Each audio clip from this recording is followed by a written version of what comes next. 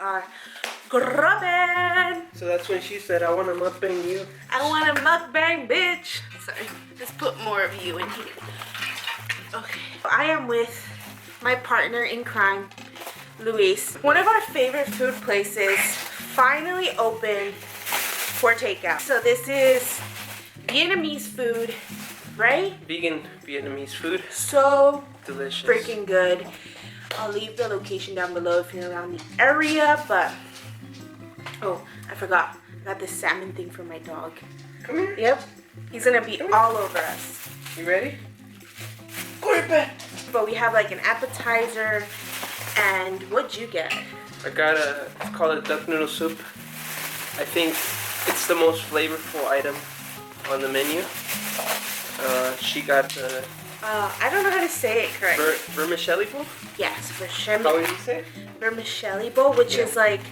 It's got everything you would want. It has noodles, it has tofu chicken, an egg roll, and then it has these like garlic, like fried garlic. Like fried onions? And fried onion, green onion, and then like this sauce that you put all over it.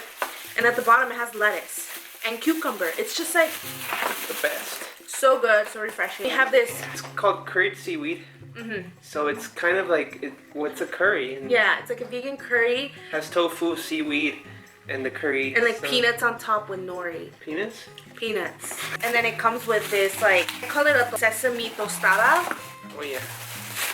It's like, look at this. And you like dip it, and it is, yeah, what he said. So duck noodle soup is really bomb. Got these little like soy chickens. I guess it's duck, and then these bomb ass noodles. It's like would it be like those top ramen noodles type? So good. And then we have just some rice for the curry too. So this duck noodle soup has goji berries, bok choy, that duck chicken type soy thing, and that duck noodle soup broth. It's amazing. It's just like the best. Wow. And you gotta put your jalapenos in there too. I thought since we're here, I got some questions, Q&A that I Look at that. sent. So we're new at these. I don't know how you really eat and talk at the same time. I know, we usually just eat and be silent for like 5 minutes because we devour. Someone said, dating is scary. I feel like there's no security. How can I reassure myself? What would you say to that? Interpretation of the question is security as in the sense of like it's hard to date and like find somebody that you feel secure with, right? I think so. Because people are constantly dating other people, I guess. I feel what they're trying to say is that they have this fear of dating because there's obviously no sense of security. I think me and you were lucky enough that we kind of met before, like all these apps, all these different dating apps. Sense of meeting in person is like less likely without having the internet.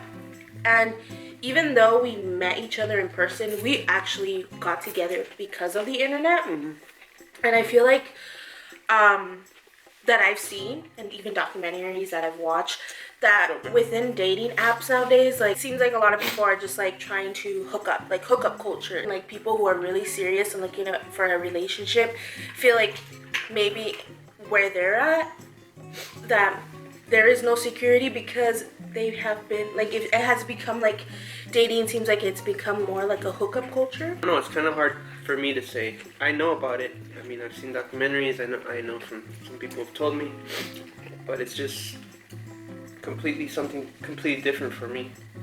I feel like with getting in any relationship or even just meeting anyone is scary. Like, I feel like I have built up more social anxiety now than I was younger.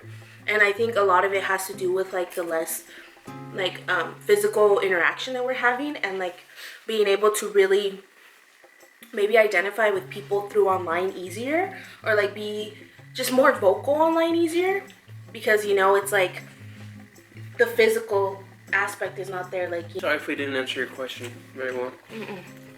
Hard to say for us, I think, but yeah, because we've been together since 2012. Someone said, being Mexican, I feel like being body positivity is harder when culturally family is always commenting on weight gain or loss. How do you deal with it if your family's that? Well, I think that's a big issue for you now. And I mean, I've seen it. I get kind of mad, like, especially what happened to you at the store.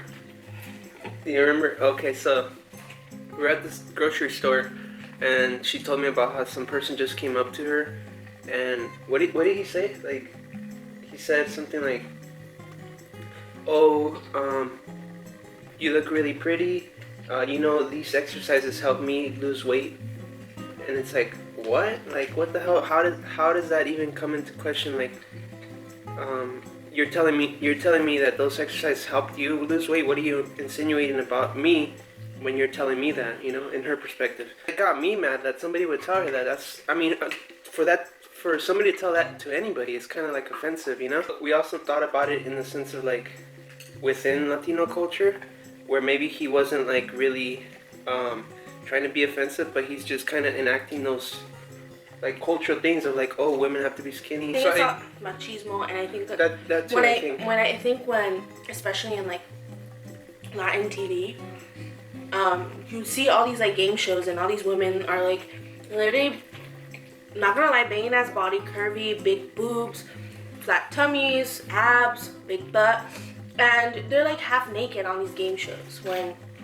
They're already exploiting kind of women on these shows or on media, and so I feel like there's this expectation, even us being looking like that, and like I feel like there's this bigger pressure on Mexican culture, and I feel like that's why a lot of the times like all the insecurities are perceived to one another. It's hard for me to understand that aspect because I feel like it's kind of like those things where it's like a backhand compliment, where we're like, they're trying to maybe give you like a sense of protection and be like, well, I'm here trying to help you, like at least I'm upfront and I'm telling you like, hey, you've gained weight, you know, which in a way I kind of understand, but at the same time I feel like there's a better way of like going at it. Like you don't have to be very like blunt about it, and I feel like at that point when someone is telling you or stuff like that, it comes from a sense of their probably insecurities.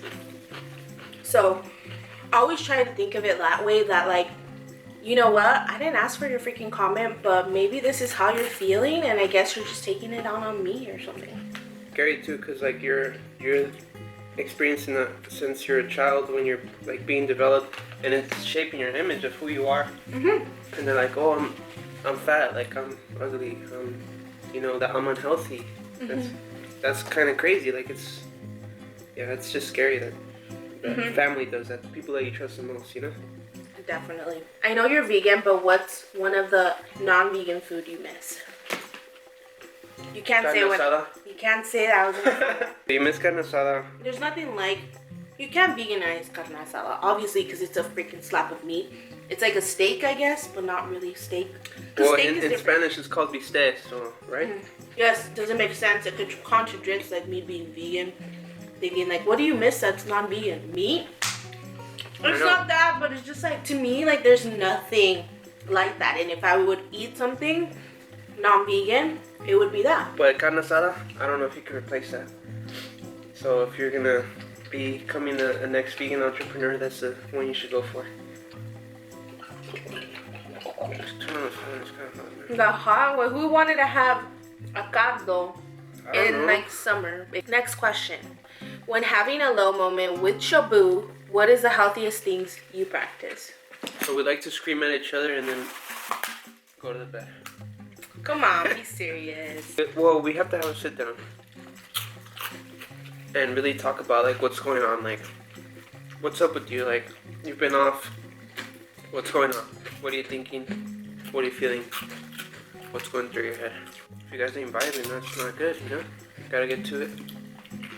Who usually does that first though? You.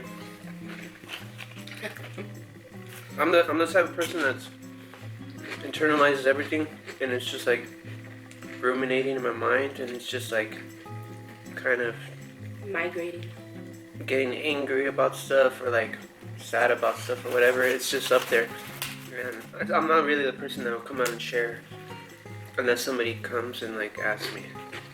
And she's the person that's like, we need to get these feelings out, we need to see what's going on, that type of thing. So like we're very like complimentary, I guess, in a sense. But she's more like it's more like she's being the most supportive. I suck supportive. I'm a good listener.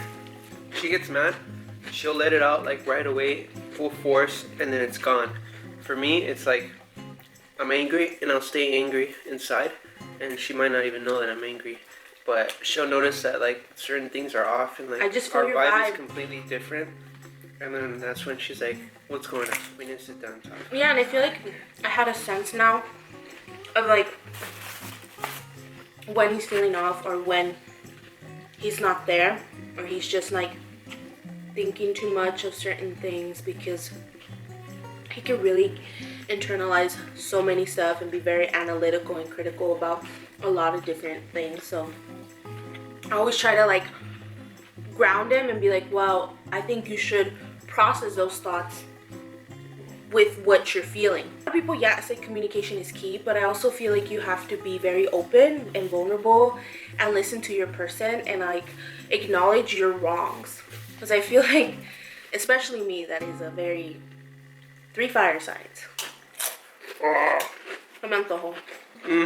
What does Luis do for a living? What I do for a living?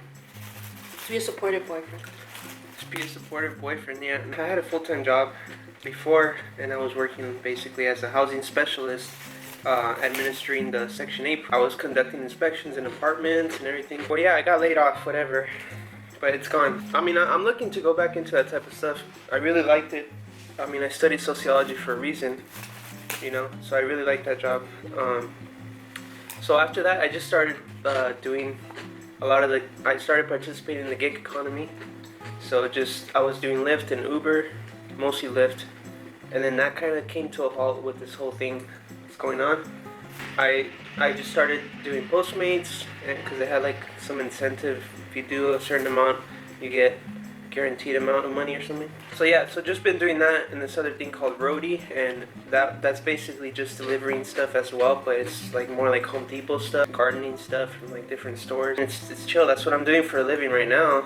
What else am I doing for a living? I'm still looking for work, so if anybody is out there knows any jobs, let me know. So many different interviews before this whole thing happened, and I was just like interview after interview, always interviewing, and it's like so difficult to get a job. It's like, what am I doing wrong? I don't know. That too, because I think maybe in my interviews I don't come off completely as exactly who I am, my vibe, because I'm very a reserved person when I first meet somebody. So maybe that's it, but I've been trying to, like with my last interviews before this whole thing, I was kind of just letting myself be, you know, like, you know what, if they don't like me, whatever. Yeah, it's been very stressful, like, applying to multiple jobs. And then I also just, you get a sense of discouragement where it's like, you start questioning your abilities and like, are you capable? Like, I have a gap year now. And I feel like, obviously, people question that, and it just makes it harder, or makes me feel like less confident when applying to positions. Got sad really quick. That's basically our situation. He also did get unemployment though, so that really... It helped. With that, it helps, but it's kind of weird too, because like you're trying to do like part-time work, like I was trying to do Lyft back then, to try to like kind of supplement, but whatever you earn with that, they subtract it from what you're getting from unemployment. So it's like, I'm never gonna get out of this in terms of like paying for stuff or whatever. You have to go. Not enough. It's not for that, I guess. You know, it's just kind of to supplement you while you're looking for work. Can't find work within that year that they give you. Well, too bad. And now we're kind of a little bit more in fear, because obviously with the situations that we're in right now, and just the whole like unemployment rate, and it's so difficult. But we do like doing all these side hustles, that's for sure. Honestly, like, value working independently so much, so I would love to be able to work independently but also have like this creative freedom, and that's what I'm kind of trying to look for in a job, and also like a pet friendly company. And maybe we'll make a new video going really into detail about like our financial situation, because honestly, like, we've been working all these side hustles. We're lucky that we were able to get unemployment, but I did savings. Now it's just like, I feel like we're always getting lucky with something. I did like this method where I would pay myself first and like try to save. Like, I was saving even though I had debt, which I know is stupid, but it honestly helped me in the long run.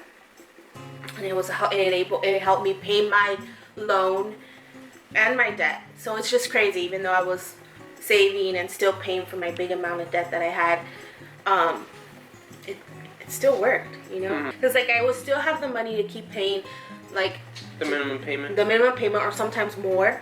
But also I was still putting money aside to save for events or certain things that I wanted. In the end, it kind of just canceled each other out. Alright, so that is the end of this mukbang. I'm sorry it was so rambling, but we tried our best to hopefully make it entertaining, or just be there with you while you're eating, you know, because isn't that what these are for?